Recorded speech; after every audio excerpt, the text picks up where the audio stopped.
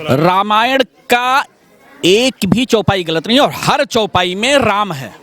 कोई भी चौपाई ले ले, रा आएगा और माँ आएगा। कोई भी चौपाई लेंगे, जब तक पूर्ण राम नहीं है वो चौपाई पूरी नहीं है। अगर उस रामचरितमानस में कोई नारी के विरुद्ध कोई बात होती तो श्री राम, जिस तरह तुलसीदास जी ने लिखा है, तो श्री राम भगवान जो है सबरी के झूठे बेर नहीं खाते। वो नारी थी, उसके झूठे बेर श्री राम भगवान नहीं खाते। समाजवादी पार्टी आपा खो बैठी है। इनके पास विकास के नाम पे कोई चीज़ है नहीं। जाति धर्म को बांट के ये केवल समाज को बिखेरना चाह रहे हैं। नमस्कार, आप देख रहे हैं न्यूज़ पत्र। मेरा नाम है विनोद शर्मा। जहां एक तरफ राजनीति हो रही है रामचरितमानस पर, समाजवादी पार्टी के नेता हो चाहे बिहार के शिक्षा मंत्री चंद्रशेखर, उनका ये कहना है कि स्वामी प्रसाद मौर्य का तो ये कहना है कि रामचरितमानस को बैन कर दिया जाए। लेकिन समाजवादी पार्टी के एक नेता दो कदम और आगे बढ़ गए। वो ये कह रहे हैं कि इस होली पर होली का दहन जब करेंगे तो रामचरितमानस को भी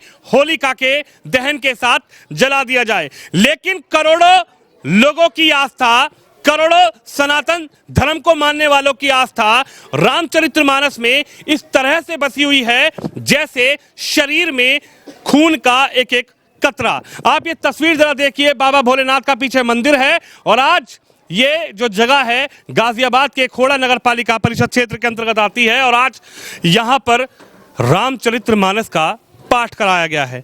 चलिए सीधा बातचीत करेंगे कि रामचरितमानस को जिस तरीके से नेताजी कह रहे हैं कि होली का दहन के दिन जला दिया जाए, आखिर नेताजी को लोग क्या कहना चाहते हैं, क्या जवाब देना चाहते हैं?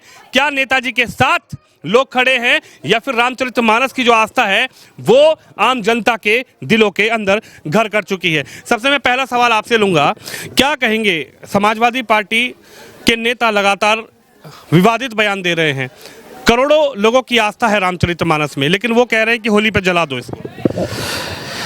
यह है उनकी सोच है और ये मैं कहूँगा कि जो रामायण के ऊपर प्रश्न चिन्ह खड़ा कर रहे हैं कहीं ना कहीं अशिक्षा का कारण है। जिस कांग्रेस, जब सरकार ये भारत देश आज़ाद हुआ तो कांग्रेस का शासनकाल आया जी, और जो शिक्षा में बदलाव लाना चाहिए उस समय के जो है शिक्षा मंत्री को जी, वो बदलाव नहीं ला पाए और ये कहीं ना कहीं अशिक्षित होने का जो है प्रदर्शन हो रहा है। जो अपने विषय में नहीं जानता तो महामूर्ख मंदकामी जो कुछ बोलेगा तो अनाचार ही बोलेगा, क्योंकि उसको ज्ञान ही नहीं है।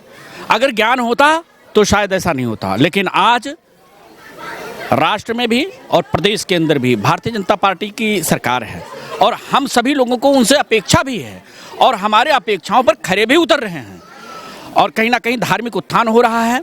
तो इन कुकर्मियों, इन अशिक्षित, मैं इन्हें अशिक्षित ही कहूँगा क्योंकि ज्ञान होता तो शायद ऐसे मूर्खतापूर्ण विषय को नहीं बोलते, लेकिन ये अशिक्षित होने के साथ साथ अज्ञानी भी हैं।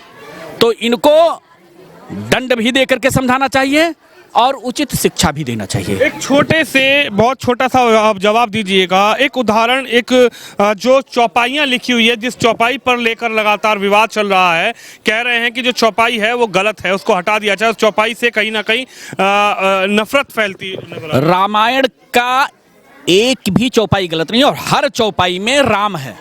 कोई भी चौपाई ले ले, रा आएगा और माँ आएगा। कोई भी चौपाई लेंगे, जब तक पूर्ण राम नहीं है वो चौपाई पूरी नहीं है। गोस्वामी तुलसीदास जी बहुत विचारक थे, बहुत संत पुरुष थे। हम उन्हें संत की उपाधि देते हैं, संत करके हम उनका भजन भी करते हैं, उनकी जय जयकार भी करते हैं। वो वाकई में बहुत पहुँचे हुए संत थे जिन्होंने ऐसी बातें लिख के जो हम मधुर भाषा में रामायण को आम जनमानस पढ़ सके उस भाषा में उन्होंने अनुवाद किया। वाल्मीकि रामायण को उन्होंने अनुवाद किया। यह है रामायण की एक भी चौपाई, एक भी वर्ड गलत नहीं है। बहुत ही धार्मिक है, पुस्तक है। एक एक चौपाई महामंत्र के समान है। मैं कह रहा हूँ एक चौपाई का अध्ययन कर ले तो व्यक्ति का पूरा जीवन पार हो जाता है एक चौपाई के सहारे से। तो रामायण की एक भी चौपाई गलत नहीं है। हाँ, ये अज्ञानी है और बहुत ही ओछी राजनीति के शिकार हो रहे हैं जो अपने आप को स्थापित करने के लिए ओछी राजनीति के शिकार। मेरे साथ योगेश भाटी हैं जो कि भारतीय जनता पार्टी से जुड़े हुए हैं, पहले महामंत्री भी रहे हैं और अब चेयरमैन प्रतिनिधि भी हैं। योगेश जी, आप भारतीय जनता पार्टी से हैं, आप ही की पार्टी में थे जो आप समाजवादी पार्टी के बड़े नेता हैं जिनका भी प्रमोशन भी अखिलेश यादव जी ने कर दिया। आपकी पार्टी में थे, पार्टी ने सम्मान दिया, मंत्री बनाया, बहुत ज़्यादा पार्टी ने उनको सम्मान दिया, लेकिन 2022 में ऐसा क्या हो गया कि स्वामी प्रसाद मौर्य जैसे ही समाजवादी में जाते हैं तो राम उनको बुरे लगने लगे, रामचरितमानस बुरा लगना लग गया, राम के नाम पर जो वोट मांगा करते थे वो राम के नाम के वोट भी अब उनको बुरे लगने लगे। क्या हुआ ऐसा? नहीं, दरअसल है क्या, ये लोग स्वार्थ की राजनीति करते हैं, ये मौका परस्त लोग हैं। और मैं समझता हूँ जो व्यक्ति मौका परस्त की राजनीति करेगा, जो व्यक्ति कभी संघर्ष वाली राजनीति नहीं करेगा और सही गलत के प्रति अपनी धारणा नहीं बनाएगा, वो व्यक्ति हमेशा जगह जगह चेंज करता रहेगा और मौके की राजनीति करता रहेगा। उसी का कारण है कि इस तरह के जो मूर्ख लोग हैं, जो पार्टी छोड़ कर और केवल स्वार्थ के लिए, पहले तो ये मुस्लिम हिंदू की बात करते थे जी, अगर ये नर नारी की और जो जिस तरह की चौपाई की बात करते हैं, तो मैं समझता हूँ कि पूरी रामचरितमानस में शुरू से लेकर आखिर तक राम का ही पूरा विवरण है, राम राज्य का विवरण है। आज यूपी में राम राज्य है और इसी का कारण है कि ये सभी लोग स्वतंत्रता होकर बोल पा रहे हैं, किसी की आलोचना कर पा रहे हैं, लेकिन आलोचना को इन्हें ज्ञान नहीं है। अगर उस रामचरितमानस में कोई नारी के विरुद्ध कोई बात होती तो श्री राम, जिस तरह तुलसीदास जी ने लिखा है, तो श्री राम भगवान जो है सबरी के झूठे बेर नहीं खाते, वो नारी थी, उसके झूठे बेर श्री राम भगवान नहीं खाते। अगर शूद्र के खिलाफ कोई बात होती, कोई शूद्र कोई शब्द होता, शूद्र कोई या कोई जाति को ये लोग अलग मानते, तो केवट की नाव में बैठ कर केवट के पैर छूकर श्री राम आगे नहीं बढ़ते। तो ये इनकी भावनाएं हैं। इन्हें तो आज पिछली बार जो अखिलेश यादव ने जो चुनाव लड़ा, मैं समझता हूँ वो पढ़े लिखे होने का ढोंग करते हैं, लेकिन पढ़े लिखे व्यक्ति वो है नहीं। अगर पढ़े लिखे होते तो समाज, सर्व समाज की बात करते और सबको साथ लेकर चलते, लेकिन ऐसा नहीं हो पाया। केवल पिछली बार मुस्लिम हिंदू में बांट कर लोग राजनीति की, उन्हें लगा कि मुसलमान बहुत ज़्यादा वोट है, वो तुम्हारे पास आएगा तो तुम राजनीति में सत्ता में काबिज हो जाओगे। वो सफल नहीं हो पाया है और अब उनकी परिस्थिति है कैसे लोगों में जातियों में बांटो।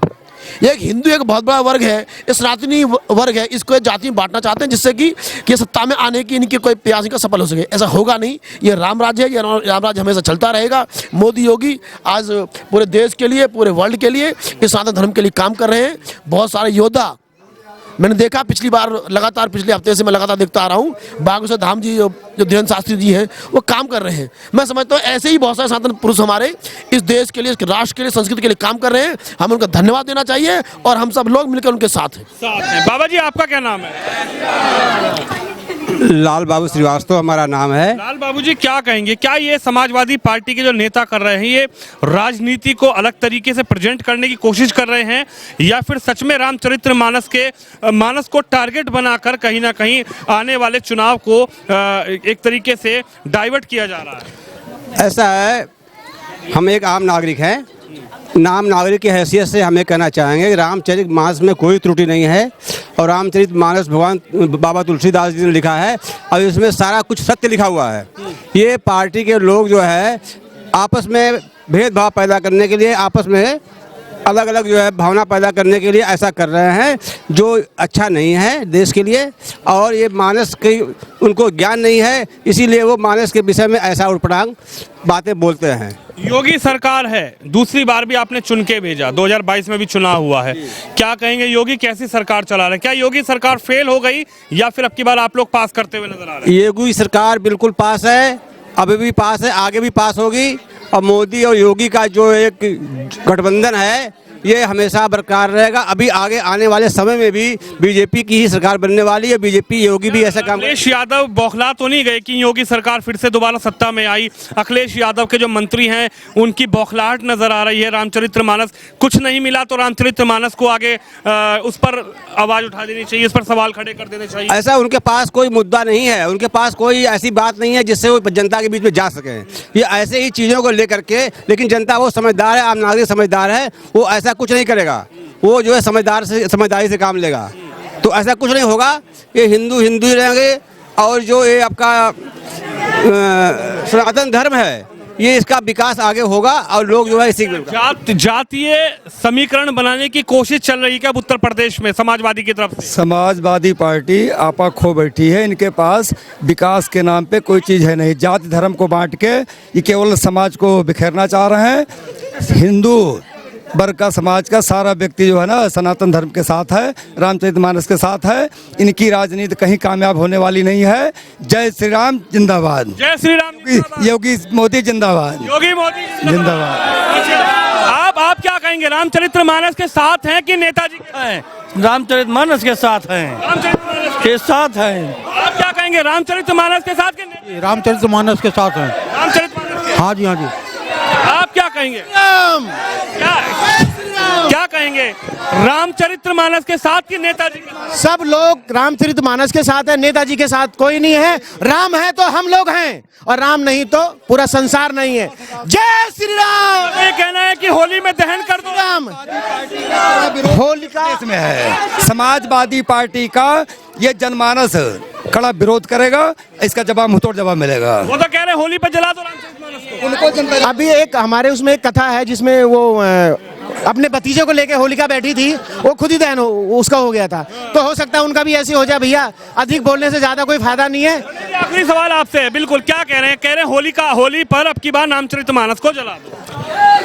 इनकी बुद्धि नष्ट हो चुकी है। अगर ऐसी सोच है इनकी, तो इनकी बुद्धि वाकई में बहुत ही दया आती है ऐसे लोगों को देखने पर और सुनने पर, कि ऐसी सोच अगर हो सकती है तो वाकई में यह हनुमान जी इसका निर्णय बहुत जल्दी करेंगे। क्योंकि हनुमान जी के पूंछ में आग लगाने का प्रयास रावण ने किया था तो पूरी लंका तहस नहस हो गई थी, पूरे लंका जल गई थी। इसी प्रकार इनका पूरे प्रदेश के अंदर, पूरे राष्ट्र के अंदर ये कहीं एक भी सांसद और एक भी विधायक नहीं जिता पाएंगे। आने वाले दिन में हनुमान जी ऐसा इनको बुद्धि दे देंगे, ऐसा कर देंगे। क्या कहेंगे, आप तो खुद गुर्जर जाति से आते हैं। मैं अभी आपके नेताओं को, समाजवादी में जो नेता हैं जो गुर्जर समाज से हैं, चाहे राजकुमार भाटी की बात की जाए, उनका ये कहना है कि गुर्जर भी शूद्र हैं और शूद्रों का जो हक है वो ब्राह्मण का खा रहे हैं। ये ब्राह्मण खड़े हैं, ये गुर्जर खड़े हैं, क्या कहना चाहेंगे?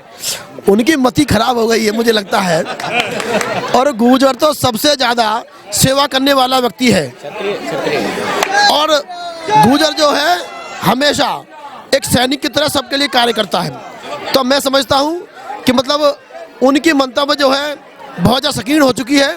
और मैं चाहता हूं इस बार ये सपा के जो नेता हैं ये अपने आप को पवित्र साबित करने के लिए रामचरितमानस को लेके होलिका दहन पे बैठ जाएं। होलिका दहन पे बैठ जाए तो पता लग जाएगा कौन चलेगा। रामचरितमानस को लेकर के अगर होलिका में बैठेंगे तो संभवतः रामचरितमानस पाक साफ होकर के अग्नि परीक्षा से उत्तीर्ण होगी और ये स्वयं ही जल करके होलिका। आप लोग मांग कर रहे हैं समाजवादी से कि रामचरितमानस पाक है, साफ है, तो आप अग्नि परीक्षा से गुजरने के लिए रामचरितमानस तैयार है? पवित्र है रामचरितमानस, हमारा पवित्र ग्रंथ है और हम उसका निरंतर अध्ययन करते हैं। रामचरितमानस हमारी जो है राष्ट्रीय ग्रंथ घोषित हो, हम सरकार से भी मांग करेंगे और ऐसे दुराचारियों को बहुत ही जल्द हनुमान जी सजा दे देंगे। सजा दे देंगे, हनुमान जी सजा दे देंगे। ये तस्वीर जरा आप देखिए, ये आप जो पीले पीले कपड़ों में लोग देख रहे होंगे, इन्होंने ही यहाँ पर आज रामचरितमानस का पाठ कराया है। और ये तस्वीर देख सकते हैं, ये है देश की तस्वीर, जिस देश में हिंदू, मुस्लिम, सिख, ईसाई के साथ साथ सभी सनातनी एक होके रहना चाहते हैं, एक होके रहते हैं। वहां पर जो ये जातीय समीकरण समाजवादी पार्टी बनाने की कोशिश कर रही है, आखिर जनता ने जवाब दे दिया कि जनता रामचरितमानस के साथ है या फिर समाजवादी पार्टी के नेताओं के साथ है। आप भी इस खबर पे, इस वीडियो पे अपनी राय रखिए, इस वीडियो को शेयर करिए। कैमरामैन शिवम यादव के साथ विनोद शर्मा, दिल्ली से।